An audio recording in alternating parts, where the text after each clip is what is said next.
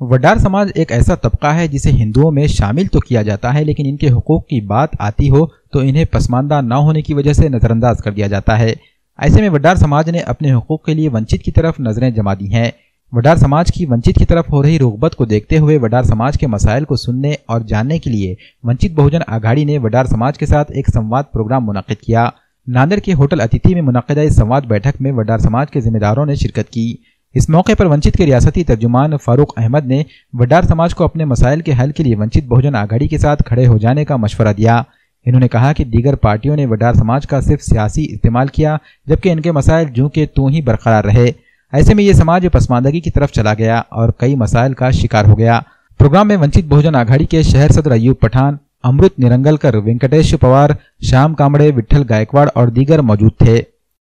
वंचित बहुजन आघाडीच्या वतीने आज आयोजित वडार समाज संवाद बैठक या ठिकाणी आज आम्ही संपन्न केलेली आहे। या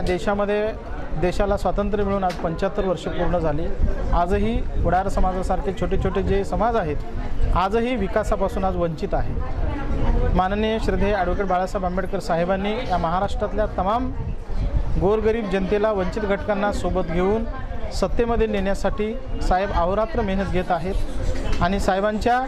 या विचारधारेसोबत जे काही छोटे छोटे विमुक्त भटके वगैरे आहेत आम्ही त्यांना साहेबांना सहकार्य करण्यासाठी, साहेबांना साथ देण्यासाठी आम्ही सर्वजण या ठिकाणी त्यांच्या खांद्याला खांदा लावून आम्ही काम करणार आहोत आणि आमचे प्रश्न आम्हाला सोडवण्यासाठी या महाराष्ट्रामध्ये असो किंवा भारतामध्ये असो फक्त श्रद्धेय बाळासाहेब आंबेडकर साहेबच सोडवणार आहेत आणि म्हणून आम्ही वंचित आघाडीमध्ये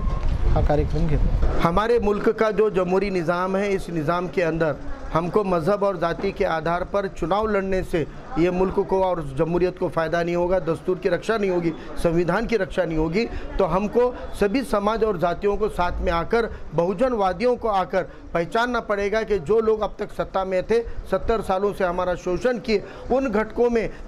घटकों के वजह से जिन जिन घटकों को तकलीफ़ में आए हैं उन सभी वंचित घटकों को साथ में लिए बिना हम बड़ी लड़ाई नहीं लड़ सकते। इसीलिए नांदेड़ ज़िले में और महाराष्ट्र में जितनी छोटी छोटी जातियाँ हैं जिनको हिंदू समाज की पिछड़ी हुई जातियों में शुमार किया गया है, वो हिंदू हैं लेकिन उनके साथ कोई इंसाफ नहीं हुआ है, वो हिंदू है लेकिन उनके साथ में कभी भी उनको मौका नहीं दिया जाता है। तो फिर ऐसे सभी वंचित घटक होते हैं, महरूम तबके होते हैं, इन तमाम वंचित और महरूम घटकों को साथ में लेकर उनके एक दूसरे के मसलों में, एक समाज दूसरे समाज से जब भाईचारा करेगा, एक दूसरे के सुख दुख में जाएगा तो हम एक बड़ा समाज बनेंगे और एक बड़ा समाज बने बिना जमहूरी की कोई भी लड़ाई जीती नहीं जा सकती है। इसीलिए इसी मकसद से सभी समाजों की छोटी छोटी बैठकें हम ले रहे हैं, जिसमें आज वडार समाज के साथ में बहुत कामयाब तरीके से संवाद बैठक ली गई, उनकी समस्याओं को सुना गया और कई वडार समाज के साथी हमारे गली से लेकर तो हमारे महाराष्ट्र लेवल तक हमारी कमेटी में भी शामिल है और जो नए साथी जुड़ रहे हैं उनको भी हम आने वाले दिनों में महानगर पालिका के चुनाव हो या जिला परिषद के हो, लेकिन वडार समाज को हम सिर्फ टिकट ही नहीं देंगे तो इंशाल्लाह हम उनको चुनाकर भी लाएंगे और उनको भी सभागृह में भेजेंगे। ऐसा एक अहद, एक ऐसा इरादा आज हमने जाहिर किया है। आज बहुत सारे लोगों ने जिन जिन लोगों को साथ में आना है, जुड़ना है, वो लोगों ने प्रवेश भी किया है। अब तो पूरा समाज के मसलों को हल करने के लिए हम आगे हैं। इसलिए आज हम राजनीतिक प्रवेश को महत्व नहीं देते हुए एक समाज की समस्याओं के अंदर जाकर समाज को सामने उठाना है, समाज को साथ में लेना है, ये इरादे से आज की इस मीटिंग को हम अहमियत देते हैं।